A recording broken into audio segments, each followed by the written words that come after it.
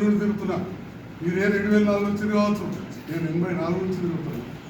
కేటీఆర్ గారు ఇష్టం వచ్చినట్టు మాట్లాడితే చాలాసార్లు ఒప్పుకోబడుతుంది.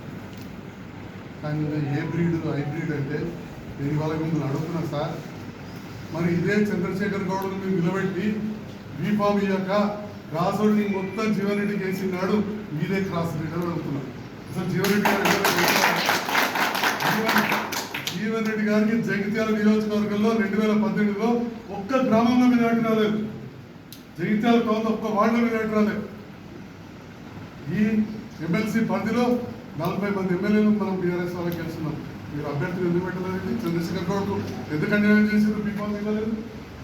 మీరు క్రాస్ రోడ్డుకి ఏం చేశారు? క్రాస్ బ్రీడ్ ఇవాళ మీరు తీసుకుంటున్నారు. జీవన్ రెడ్డి గారు ఇంత పెద్ద కాంగ్రెస్ నాయకుడు అంటారు.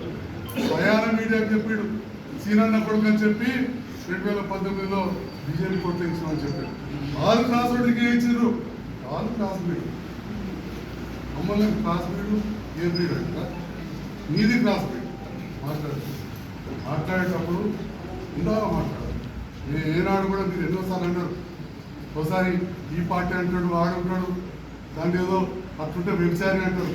మరి మీరు చేసిన పనికి మీరు ఎంతమంది చేసుకున్నారో ఆ చేసుకున్న దానికి మీరు వ్యవసాయ కొంపని అడుగుతున్నారు. జగిత్యాల్లో మాకంటూ కూడా గుర్తింపు ఉన్నది. ఇలా పక్కా చెప్తా ఉన్నా. ప్రజలలో సర్వే చేయించుకొని సంజయ్ కుమార్ అనేవాడు అభివృద్ధి కోసమే ఇవాళ ప్రభుత్వంతో కలిసి పనిచేస్తుంది, మంత్రులతో ఎమ్మెల్యేతో కలిసి పనిచేస్తుంది. చేసి చూపెట్టిన పాత బాకీలు ఎస్పీ ఆఫీస్ మొండిగోడలు ఉంటే బిల్లు ఇచ్చి కట్టించినాం. డబల్ బెడ్రూమ్ పైకాలు లేదు, నీళ్లు లేవు, కరెంటు లేదు, బిల్లులు ఇచ్చినాం. ఆ డబ్బులు తెచ్చినాం. ఇవాళ 1000 మంది ఉంటున్నారు.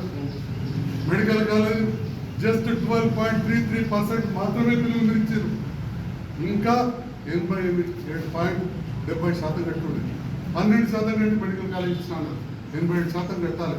అందులో 40% బిల్లులు ఇచ్చి పనులు నడుతున్నాయి. 2 నెలల హాస్టల్ అయింది. డోలవాడ ప్రాజెక్టు 30 కోట్లు పెద్దలు లక్ష్మణ్ గారు ఇచ్చేది బిల్లు. పాత బాకీలండి. ఈ పెద్ద ఇలాంటి పోతే చిన్న చిన్న గ్రామాన బీఆర్ఎస్ జెండా మోసిన నాయకులు చిన్న చిన్న సీసీ రోడ్లు, కుల సంఘ బిల్డింగ్లు గ్రామాలలో చేసి అప్పుల పాలైంది.